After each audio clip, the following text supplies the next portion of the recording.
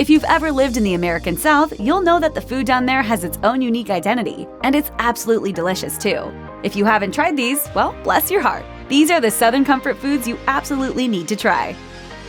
One of the most popular dishes to have come out of New Orleans are beignets. These airy treats are made with usually square pieces of yeast dough that are fried in hot oil until they puff up. They're then generously dusted with powdered sugar and eaten straight away, preferably accompanied by a mug of café au lait. Arguably the best place to enjoy a beignet is in New Orleans, preferably at the Café du Monde, in the city's French Quarter. But if getting around is proving a little difficult right now, then you're in luck, because they're not difficult to make at home either. Just make sure to turn them often in the oil, and be careful not to overcook them. Biscuits and gravy is a hearty breakfast dish that you'll find in restaurants and homes across the South. The soft, flaky biscuits are smothered in white gravy, which is made from pork sausage drippings, milk, and flour. The gravy is seasoned with black pepper and typically includes pieces of the breakfast sausage too, making it even more flavorful.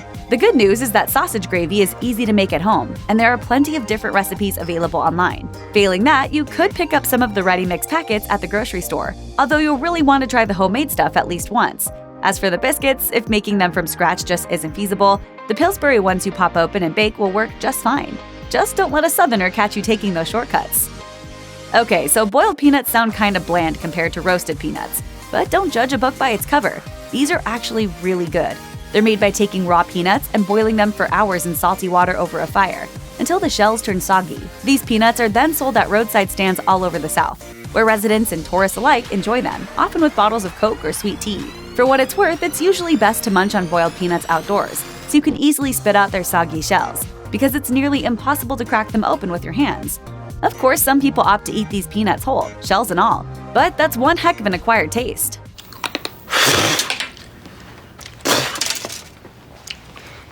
Okay. For centuries, people have been making use of their stale bread by creating their own kinds of bread pudding. Often made with bread, cream, eggs, sugar, spices, and raisins, modern bread pudding is the heartiest of comfort foods, and should do wonders for warming you up on a cold and dreary day. So how do you make bread pudding even better? Just add bourbon. In the South, people often add a few dashes of bourbon to a number of different recipes, and bread pudding is one of them. The bourbon combines with the cream and sugar to create a thick, warm sauce that is drizzled over the warm bread pudding right before serving. Brunswick stew is a hearty, tomato-based stew that's hugely popular in the South. It typically features lima beans, corn, and other vegetables, along with some sort of meat. The base includes barbecue sauce and a little hot sauce for some heat too. Early versions of the stew use squirrel meat, but if you're not brave enough to keep it authentic, you can always substitute the squirrel with rabbit, chicken, or just about anything else. Virginians claim the stew originated in their Brunswick County, while Georgians will tell you it was first made in the city of Brunswick, Georgia. Wherever it came from, however, it's a truly delicious comfort food that'll easily take the chill out of a wintry day. Grab some cornbread, or a loaf of any crusty bread for that matter, to sop up all the Southern goodness. Fried catfish is a simple dish that's available at most restaurants that serve fish in the South. And the good news is that catfish is pretty good for you, since it's high in omega-3 fatty acids and low in mercury. If you can't find it at a restaurant near you, however, your grocery store may offer farmed catfish, which is also typically clean and nutritious. Catfish is easy enough to prepare. Dip it in milk, dredge it in seasoned cornmeal, and fry it in hot oil. It only takes a few minutes to get it golden brown on the outside and beautifully flaky on the inside. Add a squirt of lemon and a side of rice, then start chowing down. Pure bliss. For a truly comforting meal, there's nothing like a bowl of chicken and dumplings. If you aren't in the South, where you can find them at most sit-down restaurants, you can try making these at home by dropping biscuit dough into cooking soup. And though they aren't difficult to make, dumplings are a kind of art form, and they can take some time to perfect. You don't want your dumplings undercooked and wet inside, but you also don't want them so overcooked that they start falling apart in the broth. Stick them with a toothpick, and if it comes out clean, you're good to go. Chicken fried steak, sometimes called country fried steak, is made from a tenderized cube steak which is battered like fried chicken, pan-fried and topped with white gravy. While you can find chicken fried steak in an array of southern states, it's most closely associated with Texas. And as with most things, it's always bigger in Texas too. In fact, at Lulu's Cafe in San Antonio, you can find a 21-ounce version of this dish. And it's not a coincidence that Lulu's is also home to the famous 3-pound cinnamon roll too. That's just how they roll down there, as it were. For your next Super Bowl party, why not forego the wings and serve up a batch of Southern fried chicken gizzards instead? Believe it or not, your guests might thank you for it. Okay, so you probably don't want to think too much about what a gizzard is, but that'll be easy enough to do once you realize how good it tastes. You can cook gizzards in a number of ways, but it's best to boil them first and then coat them before deep frying. Throw in a little hot sauce, and soon you won't be able to get enough of these tender little morsels. Chicken pot pie is an iconic Southern comfort food that, when done right, simply can't be beaten. And done right doesn't mean grabbing a pie from your grocer's freezer section. A flaky golden brown homemade crust is essential for this Southern specialty. Inside, the chicken needs to be moist and plentiful. The vegetables must be neither too firm nor too mushy, and the gravy creamy but not goopy. Is it a challenge to find a good chicken pot pie? Yes, but it really is worth it. And if you don't trust restaurants to get it right, you could always experiment with different recipes at home. It might take some time to perfect, but once you land on just the right method, you'll never want to cook anything else. Ambrosia didn't actually originate in the South, but you'll still find it at plenty of Southern potlucks. This variety of fruit salad typically contains mandarin oranges, mini marshmallows, pineapple chunks, and shredded coconut mixed with some sort of dairy ingredient. Some people use mayonnaise, while others use cream cheese, plain yogurt, or whipped cream.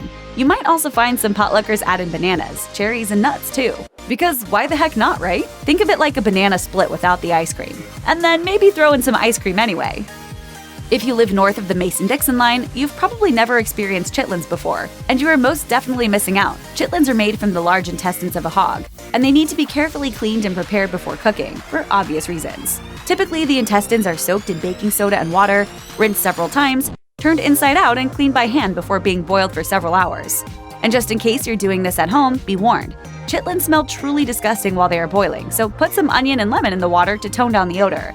After they are boiled, batter and deep fry them. Then serve them up with a little hot sauce. Though Pennsylvania has its own version of chow-chow, it's actually completely different from the Southern variety. In the South, chow-chow is a cabbage-based type of pickled relish that incorporates onions, peppers, tomatoes, and a whole lot of seasoning.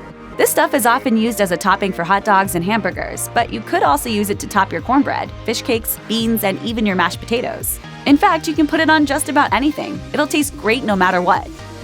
Collard greens are a leafy green vegetable not completely unlike turnip or mustard greens, and are most often associated with soul food. They can be bitter and tough if not cooked properly.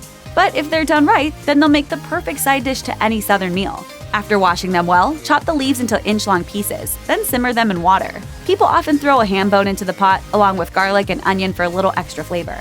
But one of the best additions to collard greens has got to be bacon. You can never go wrong with bacon. Red-eye gravy is made with the grease and drippings of pan-fried ham and black coffee.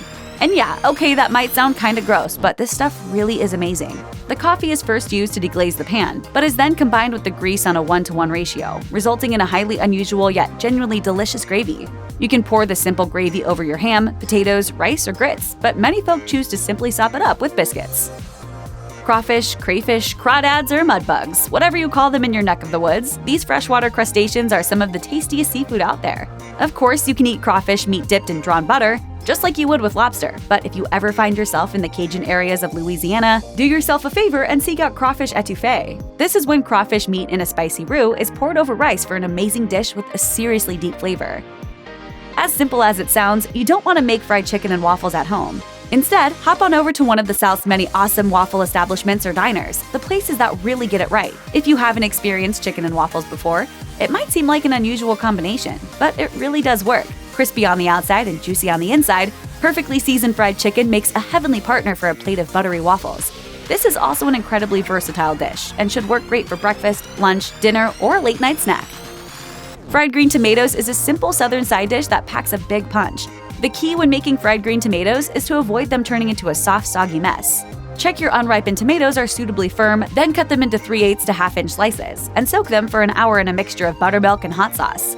Dredge the tomatoes in a combination of cornmeal and cornstarch, then fry them in bacon grease over medium-high heat until they're crispy on the outside. But be careful not to overcook them. You can dip them in just about anything, but a remoulade with mayo, hot sauce, horseradish, and Cajun spices would be the ultimate authentic accompaniment. I miss the smell of coffee and bacon frying. Oh, what I wouldn't give for a plate of fried green tomatoes. If you're looking for something a little out of the ordinary to fill you up, consider jambalaya. A favorite in Louisiana, jambalaya is a mix of sausage, chicken, seafood, and vegetables, cooked in the same pot with rice and stock. Creole jambalaya contains tomatoes, while the Cajun version does not. Both, of course, are extremely tasty. Jambalaya. In Cajun jambalaya, in rural Louisiana, you might also find a variety of game meats used, as well as alligator, crayfish, and even turtle. All Southerners know that everything's better when you fry it, and okra is no exception. To make these golden nuggets of veggie goodness for yourself, slice your okra, dip it in buttermilk, and then coat it in cornmeal and season before deep frying. The best thing here is that okra is seriously good for you, since it's low in calories and contains a great deal of fiber, potassium, calcium, and vitamins. The hot brown sandwich originated at the restaurant in the Brown Hotel in Louisville, Kentucky in the 1920s, and it's still served there today. The hot brown is traditionally an open-faced turkey sandwich with tomatoes, covered in Mornay sauce, which is baked, topped with bacon, and then broiled. Some people say it was originally created with peaches rather than tomatoes. Others swear it's a great hangover cure. Pretty much everyone agrees, however, that it's a genuine, bona fide, once-in-a-lifetime sandwich. If you've ever eaten at Long John Silver's, you've probably had their Hushpuppies, but the ones you can get at a southern restaurant or fish fry are a heck of a lot better than the Long John variety. Hushpuppies are basically balls of fried cornmeal batter that are often served alongside fried fish or shrimp. Though Hushpuppies aren't exactly complex, they're kind of like potato chips, in that it's virtually impossible to eat just one. Southern pecan pie made with a splash of high-quality bourbon is hard to beat. If you don't have a restaurant in your area that makes a killer pecan pie, though, it's not too difficult to make at home. However, you'll want to experiment with the amounts of corn syrup, brown sugar, and bourbon you're using until you find just the right combination. And sure, you might end up having to bake a load of pies to get it right, but who's gonna complain about that? If you aren't from the South, then there's a chance you aren't too familiar with pimento cheese. Basically, pimento cheese is a mixture of cheese mixed with mayo and pimento peppers. It can be spread on crackers, stuffed into celery, and scooped onto chips. Some people add it to scrambled eggs or grits, while others use it as a relish for brats, burgers, and hot dogs. In Louisiana, they spice it up by adding hot sauce or cayenne pepper into the mix. But the possibilities for pimento cheese are endless, and once you start incorporating it into your recipes, you're never going to want to stop. Potlikker is the liquid that's left behind after you boil green vegetables. So what do you do with it other than pour it down the sink? Well, some people save potlikker and use it in place of stock in their next stew or soup, while others pour it over rice or potatoes. But the best thing to do with potlikker is drink it. It might seem a little odd, but that way you can reap all the nutrients that have boiled out of the greens. Red beans and rice is a staple dish in Louisiana Creole cuisine. Traditionally, families took the ham hocks, bones, vegetables, and beans that were left over from Sunday dinner and used them to create a scrumptious dish of spicy beans that were served with rice the next day. Cayenne pepper, Tabasco sauce, and other seasonings can turn up the heat on this hearty meal, while some people like to add in sausage or other meats. Here's a tip though: if you boil bones to make a broth for the base, you'll get exactly the flavor you want without having to add anything else. Gumbo is sometimes confused with jambalaya, but it's not the same thing at all. The key difference is that with jambalaya, the rice is cooked with the rest of the ingredients. With gumbo, however, the rice is cooked separately. Gumbo is a stew created with a strong, robust stock, sausage, shrimp, other shellfish, and the holy trinity of vegetables: bell peppers, celery, and onions. The most important aspect of home cooking a great gumbo is perfecting the roux that's used as its base. Or you could just head down to New Orleans and get someone to make it for you. Your call. Where's my mac and cheese? Everyone knows that real macaroni and cheese doesn't come out of a box, nor does it come with a packet of powdered cheese. Real good old-fashioned Southern mac and cheese is a completely separate dish altogether. It's often created with the combination of cheeses, and you can use anything from smoked cheddar and Monterey Jack to Gruyere and Velveeta. Southern recipes usually feature heavy whipping cream, evaporated milk, or both, and the dish is baked in the oven until the sauce is creamy and the top is crispy. No matter how much you love macaroni and cheese, you've never really tried it until you've had it in the South. You might have seen sweet potato casserole at Thanksgiving dinner and passed it by, but it's time to stop sleeping on this delicious dish. Though some folks love it topped with charred marshmallows, others prefer a topping made with brown sugar and pecans. Give it a go, and you'll soon realize that this often overlooked Thanksgiving side dish deserves a place on your dinner table all through the year. Check out one of our newest videos right here. Plus, even more MASH videos about your favorite foods are coming soon.